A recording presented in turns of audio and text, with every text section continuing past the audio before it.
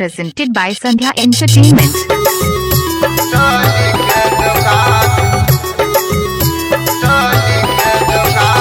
Music director Nitish Raj.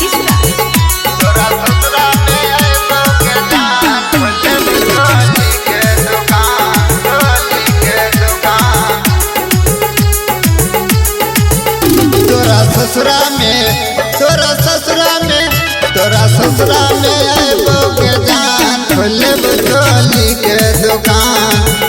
तोरा ससुरा में आइबो के जान खोलब चोली के दुकान। तोरा ससुरा में आइबो के जान खोलब चोली के दुकान। तोरा ससुरा में आइबो के जान खोलब चोली के दुकान। तोरा ससुरा में आइबो के जान खोलब चोली के दुकान।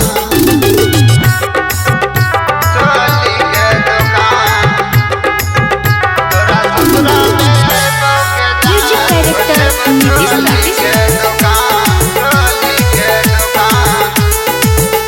चोली के बहाने दहुई है अपन साज हमरा बताई है।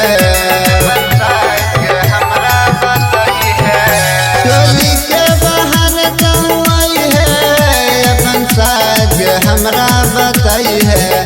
तोरा लागी गे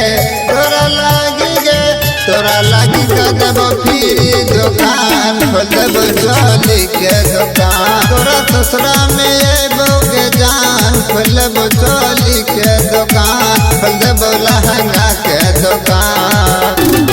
Presented by Sandhya Entertainment.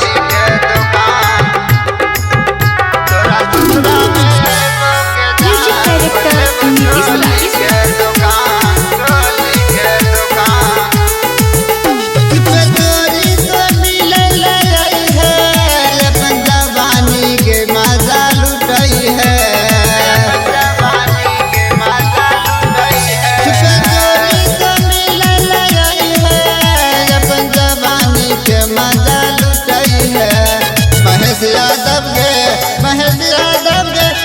Writer कहे तो खुलया सब चोली के दुकान। तोरा ससुरा में आइबो के जान खोलब चोली के दुकान।